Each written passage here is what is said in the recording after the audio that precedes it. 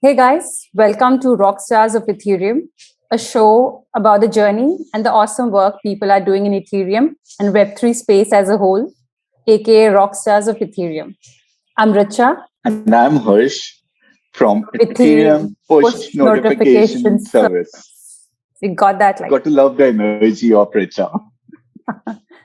Okay. Our guest today is an entrepreneur, educator, writer, and investor. Her courses on cryptocurrency into the crypto is a perfect launchpad for newcomers and crypto curious. We all look up to her. Please welcome ex Coinbase engineer, ex partner at A16Z, and extremely awesome Preethi Kasireddy. Hey Thank Preethi, you. amazing to have you. Awesome to be here. Awesome. So, Preeti, before we formally get started with the questions, we tell our viewers like how we met our guest. So Sure. here it goes. So yeah, guys, how we met Preeti. Preeti is one of the sharpest person I've met. And I'm not kidding. I mean, the questions really blew my mind away when I first interacted with her. The conversation started just like how we interact and or how most of us interact or start the conversation in crypto. That's right, via Twitter. That Twitter DM basically turned into a 30-minute call, which turned into a rapid to and fro email for a couple of days. Of course, we wanted Preeti into our seed round, and that was the context, and that was the thing which was happening. Well, Preeti was one of the fastest investor to close and one of the sharpest investor to ask questions that really mattered into the tech. So yeah, that was a year back. From there on, we had conversations about crypto. We have bumped into her for a few times. We have even joked around a few times. And of course, always asked for advice. Enough third person perspective. Let's hear the rest of the story from her. Maybe Awesome. a quick round of introduction. So maybe Preethi, in your own words, if you can, share who you are and what you've been up to for those who don't know. Yeah. It's harder to describe me in like a single word because I just spin and do a lot of different things. But I would say what I'm mostly currently focused on is helping Web2 engineers transition into Web3. So that's what I do now. It's called DappCamp, where I created a bootcamp like thing where Web2 engineers who want a guided path to transition into Web3 development can take this course, and we guide them through the learning journey and then help them get jobs afterwards. As you mentioned in the intro, I've been an engineer in the past, an investor, a VC. I was even a banker way back in the day. So my career kind of started off as being at Goldman, being a banker, and then pretty quickly realized it's not what I want to do. And then I quit and then ended up getting an offer at A16Z. So I joined A16Z in 2013, and I was on the deal team and working on consumer, enterprise, kind of everything. And then I left after 2 years because I felt like I wanted to teach myself how to code so that I can eventually build my own startup, because I had entrepreneur envy when I was at A16Z, just sitting to all these entrepreneurs pitching their really cool ideas to me. I knew that I wanted to go and build something myself eventually. So I quit and then I taught myself how to code, and then I joined Coinbase as a software engineer in 2015. And so that was my first, I guess, exposure to cryptocurrency. To be honest, I didn't really have a chance to get deep into crypto when I was at Coinbase, because Coinbase is a centralized company, and so I was doing mostly Web2 development work there. But it did give me exposure, right? It kind of gave me an understanding of what Bitcoin is and Ethereum. And then after I left is when I started to really dive into the Web3 space much more deeply. And I started with Ethereum, and that's where I really have kind of spent most of my time learning about Web3 in terms of from a development perspective. And yeah, ever since then, I also started my own company in between 2017 and now. We did that for 2 years. Ultimately, we realized we were a little bit too early to market, so we shut that down in 2020.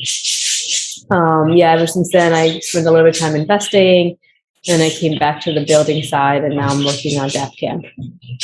That's a very fascinating journey. Just want to maybe touch upon, you briefly spoke about your experience at Coinbase. So want to talk about maybe what was the point where you completely took the plunge into crypto. Was there a single point, or what's the story there? It was not a single point. Like when I was at A16Z, I got exposed to crypto because we made the investment in Coinbase when I was there.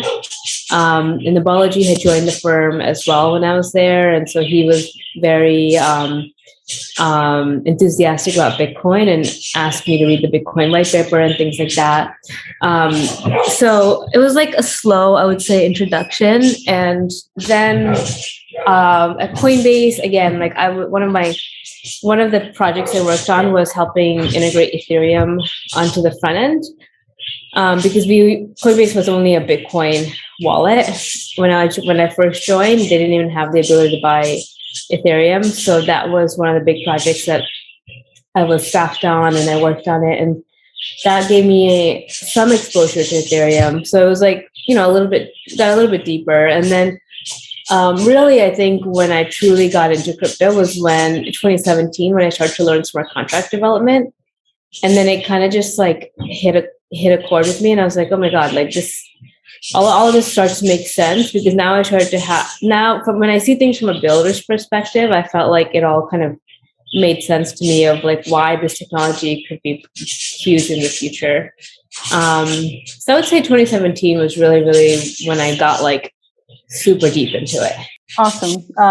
And like, I just had like one, maybe a follow-up question to the fact that, you're so, with crypto, and crypto education, that's so close to your heart. What's the most favorite tutorial that you have written or you've worked on? And why is that? I mean, obviously, like, how does Ethereum work anyway? That went viral. People still, comment and DM me about that blog post. So I feel like that was definitely transformational for me, because it forced me to really, really, really understand Ethereum like inside out. At the time, there were really not many blog posts that explained Ethereum well. I felt like there were a couple, but like they weren't comprehensive enough. And so I wanted to create this post that was like, if you finish reading this and you like understand how the Ethereum blockchain works.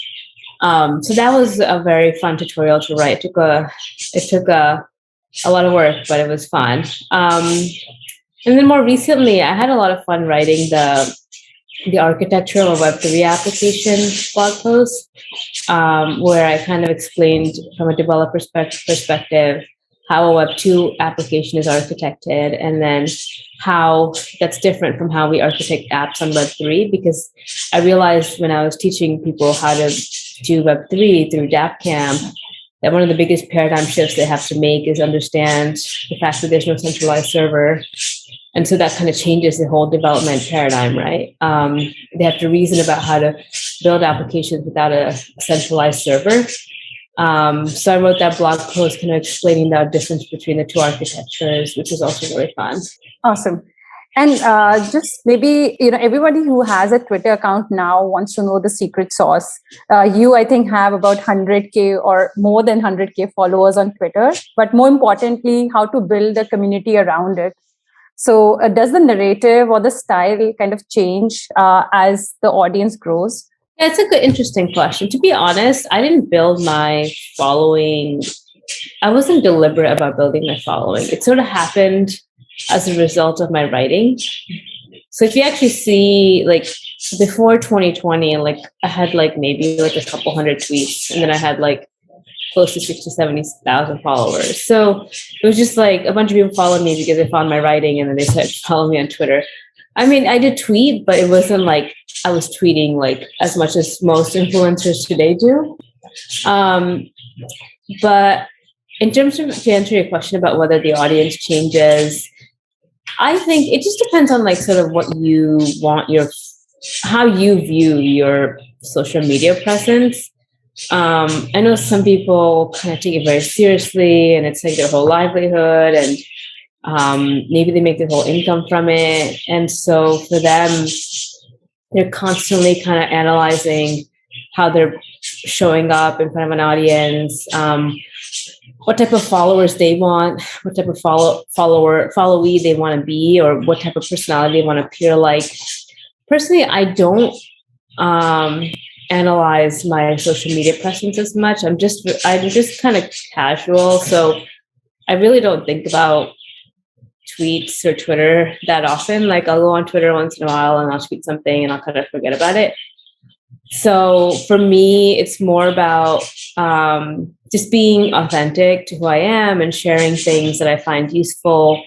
And then if that helps other people, that's great. The one big thing I think I've made a mindset shift on when it comes to Twitter and just social media in general is, I used to care what my followers really if someone was mean to me or whatever, I used to be like, oh my God, why is this person not agreeing with me?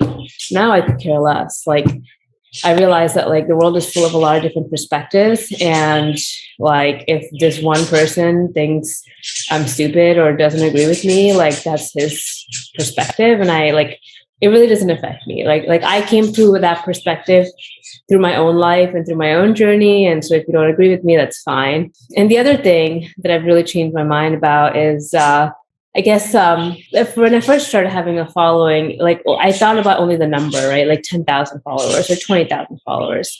Now I really think about the quality of the followers. So I'd rather have less followers, but high quality followers, because those are people I actually want to talk to and interact with. If I have 100,000 followers of people who I think are lame, then I have 100,000 lame followers. Who cares? So I've been more deliberate about, and that's why I say I like to be authentic, because I don't want people following me if they think they want me to say a certain thing or be a certain way. I want them to follow me just because they like me as who I am, what I am as a full person, both crypto and non-crypto. So that's another thing I kind of changed my mind on. That's extremely well put. All right. So Preethi, you mentioned that you were in Coinbase and that's when you started learning about Web3 and how to code. I would love to know what was that journey like moving from a non-coder to a coder and to a person that understands everything so well. I know because I've read all your blogs. So you're asking what was my transition from being non-technical to technical?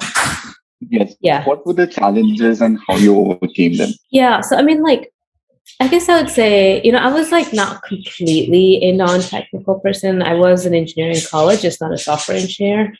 So I did have that going for me. I did take Calc 5 and all that stuff. So I did know how to think algorithmically and logically.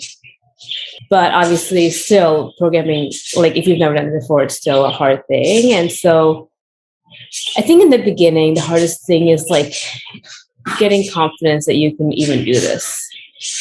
Because when you're first learning the code, it's so overwhelming. Everything is really confusing. And then you're is this even for me? The number of times I've said that is a lot.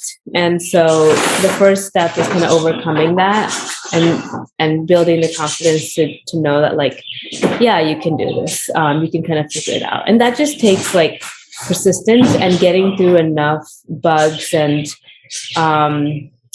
just debugging and getting through issues and solving code problems that come up, architecture problems that come up.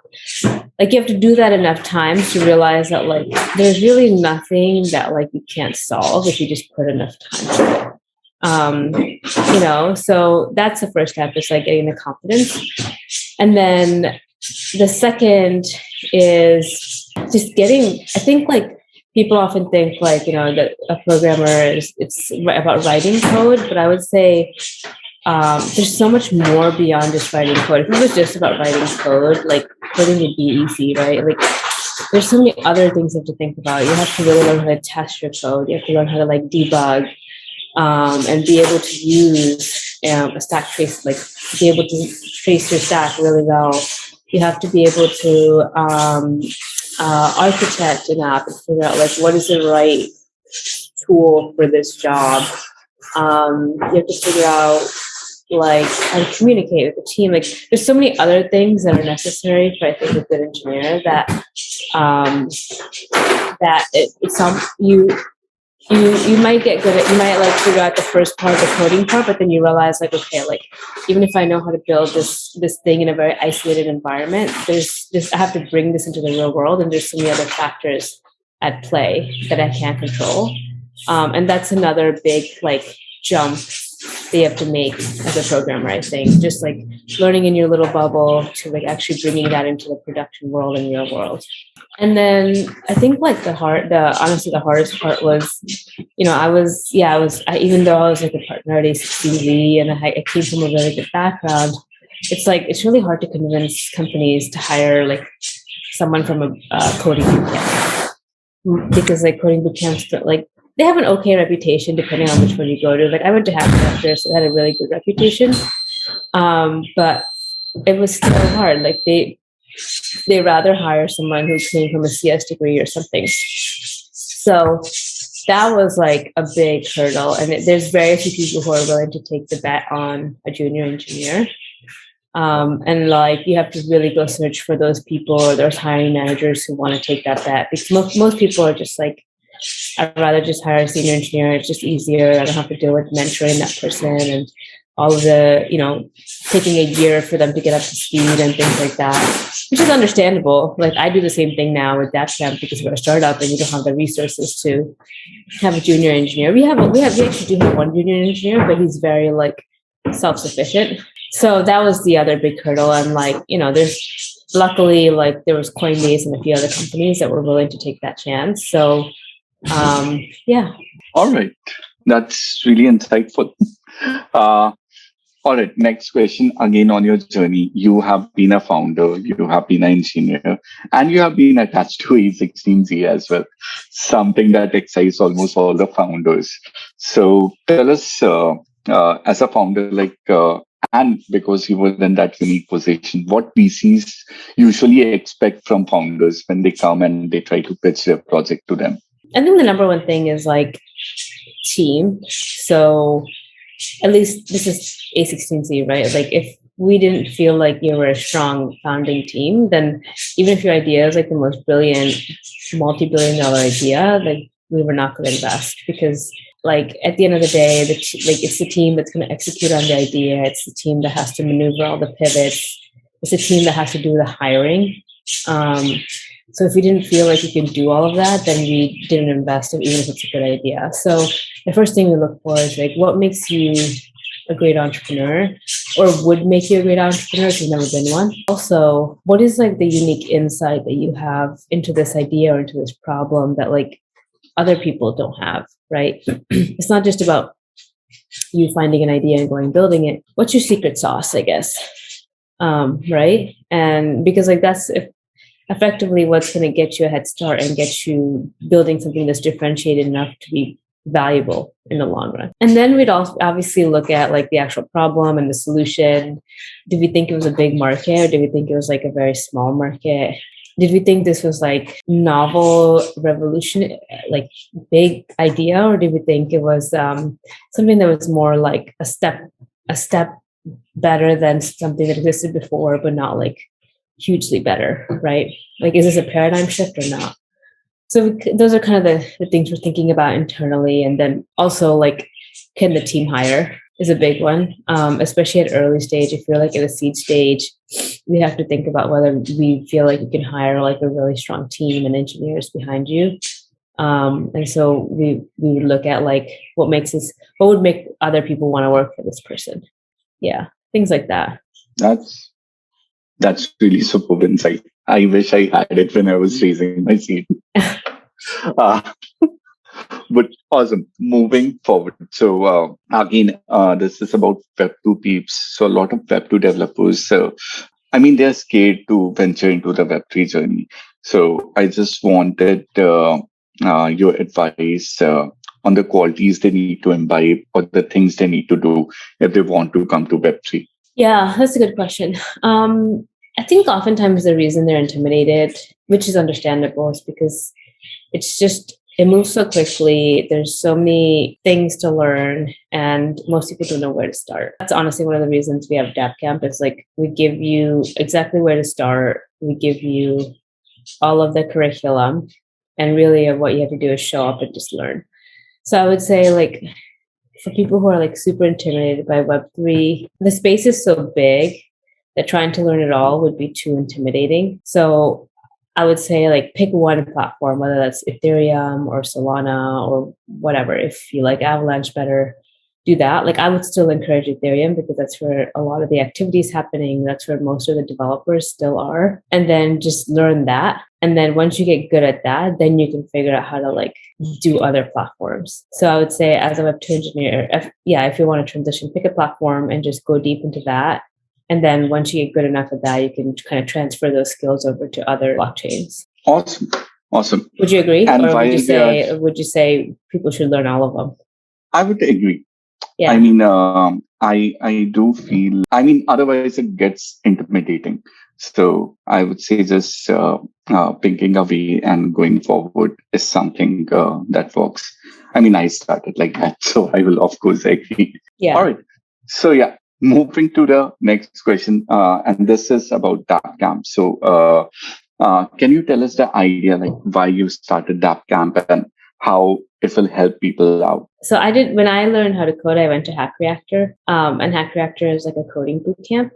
And, it's like a 3-month boot camp, and you get accepted, and then you go through this intense program where you're working like 80 hours a week.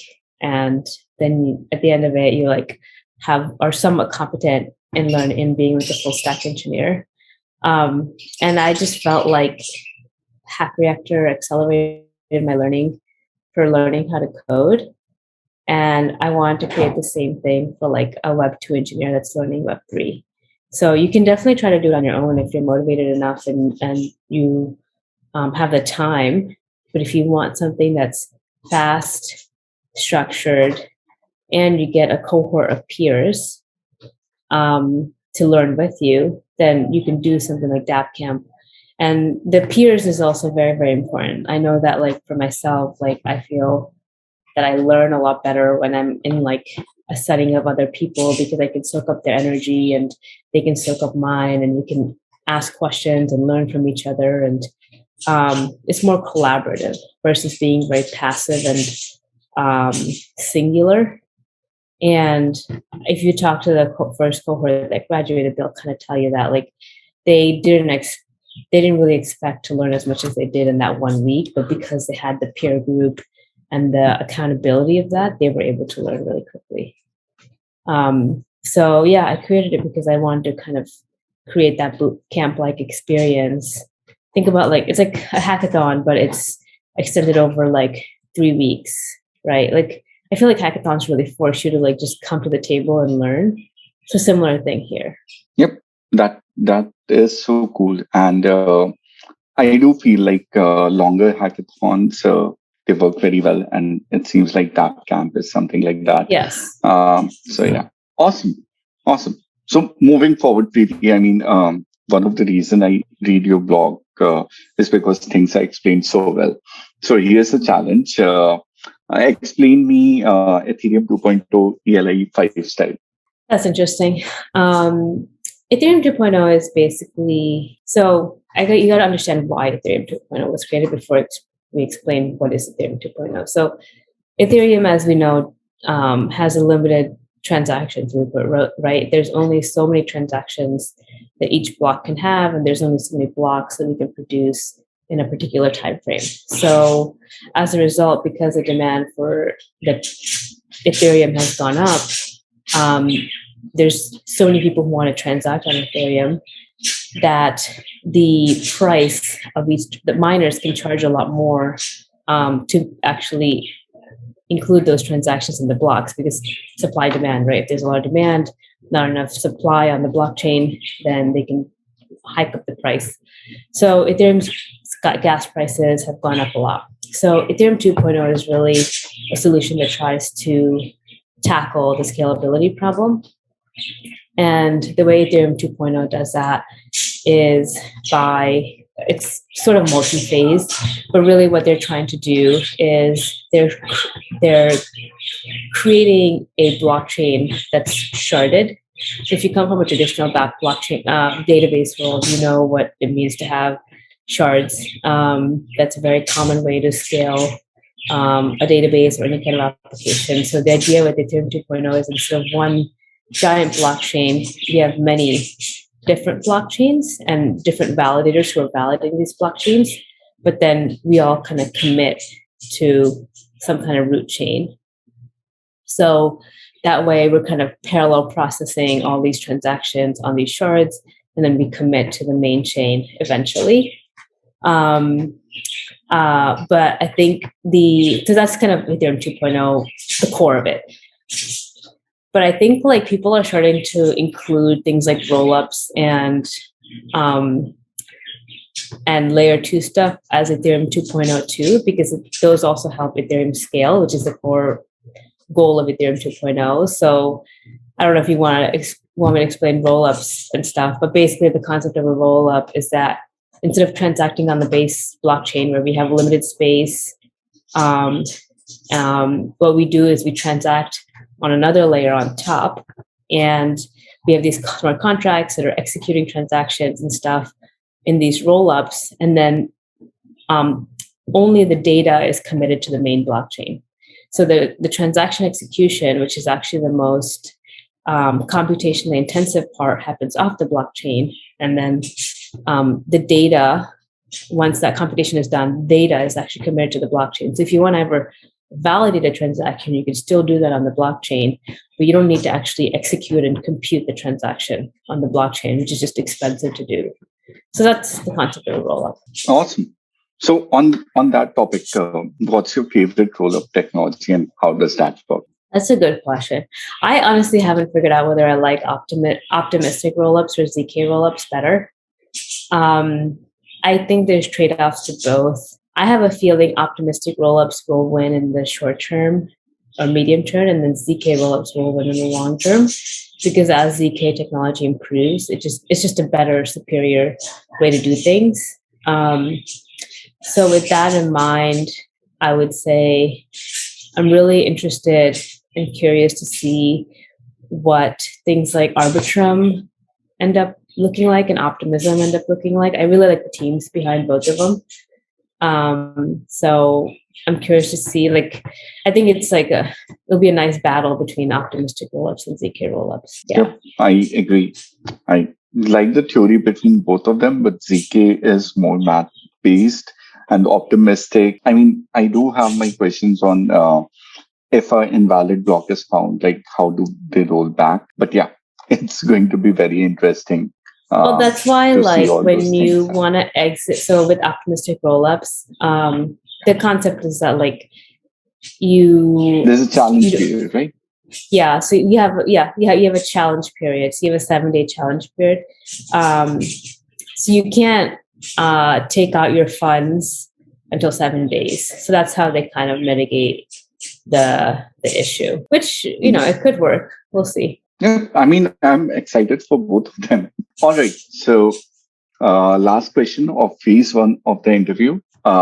So, in 2021, Preethi, we saw crypto going through massive innovation.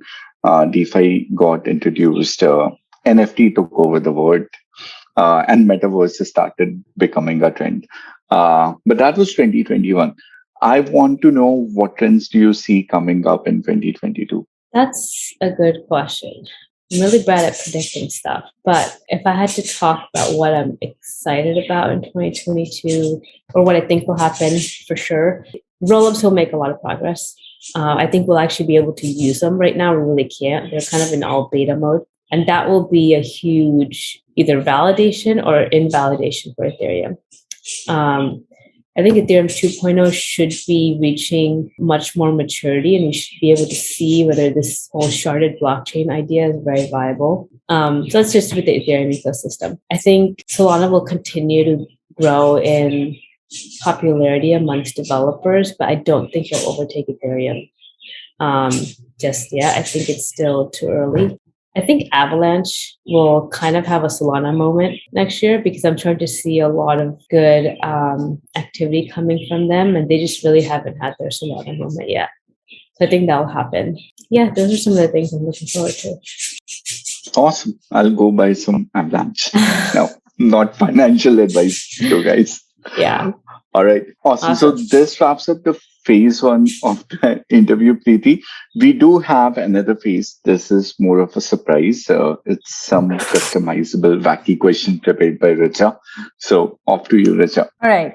So, Preethi, we'll probably do like a rapid fire round with you, like really fun, wacky questions. Maybe you can take 5 to 10 seconds to answer them. And yeah, we'll probably have some fun. Okay. Cool. So let's get started. Your favorite programming language and why? JavaScript, because you can build a full stack application using just one programming language. Great. What's your favorite drink? Alcoholic or non-alcoholic? Both. Sparkling water. All right. Okay. The best piece of advice you have received? Don't overthink. Solid advice. Your advice to first-time founders? Do less and hire more, like delegate more. Great. And noted. Metaverse for you is? The future of the internet. Awesome. Show us something from your workspace. I have a dog treat. Okay, that counts. Okay. What is the first thing that comes to your mind when I say the following? Entrepreneurship? Grit. Grit. Yep. Yes. India? Culture. Twitter? Chaos. Jack? Dorsey. That's the obvious one. Key to Web3 adoption? Time. Your top 3 projects of Ethereum? Uniswap. And yeah, it's a tough one. I'm going to go with optimism. ENS. And finally, what does Ethereum mean to you? Ethereum means a platform where you can build censorship resistant and decentralized applications in a way that you can't really do on a centralized computer. All right. That's about it. Thanks, awesome Preethi, for doing this. So honored. And again, I have said it so many times, but you are still one of the most smartest people we know in the cryptoverse and beyond. Also for our viewers, thanks for tuning in. Hope you had great fun. We did. Till next time. Yeah, Bye. thank you. And good luck on your journey and your progress. I'm excited to see you guys. Thanks for taking the time out, Preethi. Yep. Yeah, Bye. really appreciate it. Thanks. Bye for now.